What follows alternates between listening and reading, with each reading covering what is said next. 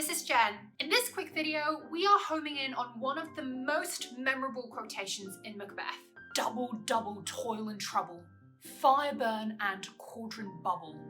Of course, it's the three witches' famous chant in Act 4, Scene 1, when this unholy trinity concocts a deadly potion with a boiling cauldron, which eventually leads to the apparition's pronouncements that will seal Macbeth's fate. So in the next few minutes, I'll be close reading this quotation with you all and looking at how Shakespeare's use of language, sound, and metrical devices in these two lines helps us gain a deeper understanding of its meaning. So make sure you stick around for all the top grade analysis that's coming right up.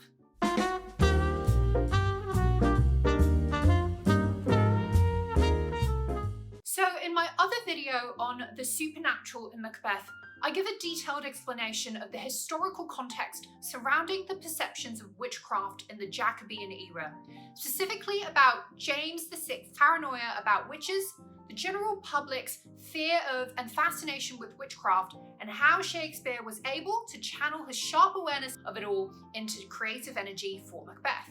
So if you're not already aware of the context, I highly suggest that you check out my video here before returning to this video.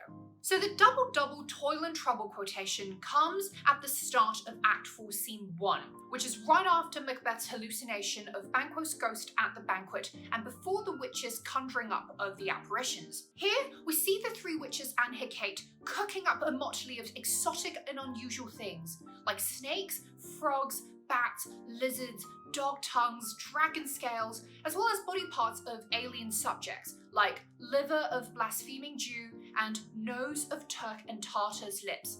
Now, putting aside modern sensibilities towards these racial tags, the impression created here is that the witches are creating a thoroughly unpleasant and potentially deadly potion.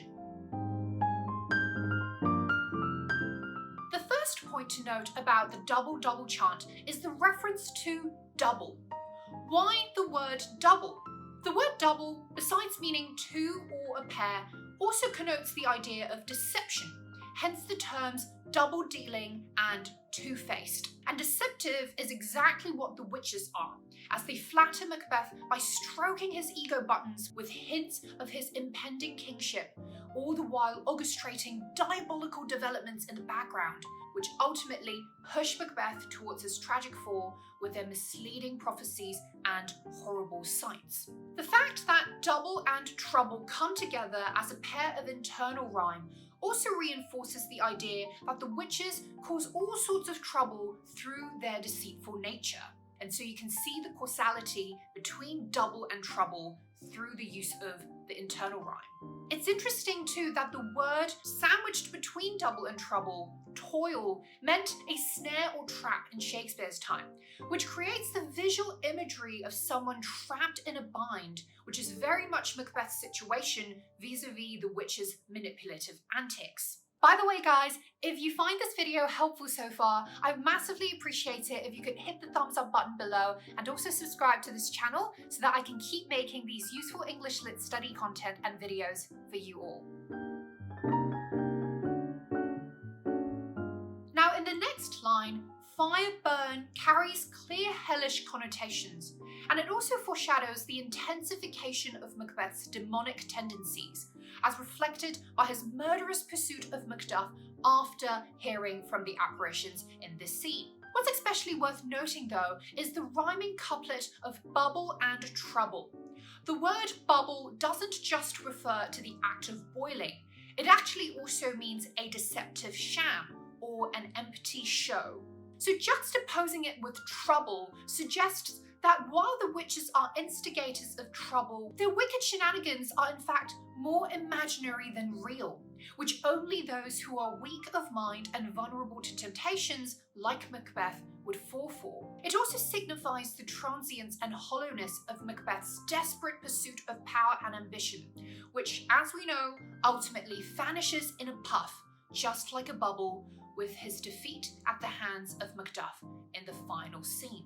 Now, two more points before we wrap up, which relate to the use of alliteration and trochaic meter in this quotation. Notice that most of the sounds here are plosives, such as the D in double, double, T in toil and trouble, and B and C in burn and cauldron bubble. Now, on their own, these abrupt cacophonous sounds indicate a sort of native violence on the witch's part, which is, of course, more psychological than physical. But there's also the trochaic meter of alternate stress and unstress in double, double, toil and trouble, which creates this stilted and contrived feeling. And together, the plosives and the trochees point to the witch's unnaturalness. And indeed, as supernatural creatures rather than human beings, these witches stick out among all the other characters in the play as ontological anomalies. And as such, they are representations of disorder and its attendant chaos in an otherwise orderly and human world. And there you go, guys, just another quick zoomed-in analysis on one of the most memorable and interesting quotations in Macbeth. So I hope this was helpful. Please don't forget to check out all of my other Macbeth videos in my Macbeth playlist, which you can watch for your revision of the play. As always, please do hit the thumbs up button below and subscribe to my channel so that I can keep making these useful English Lit study content for you all. And I'll see you guys in the next video. Bye!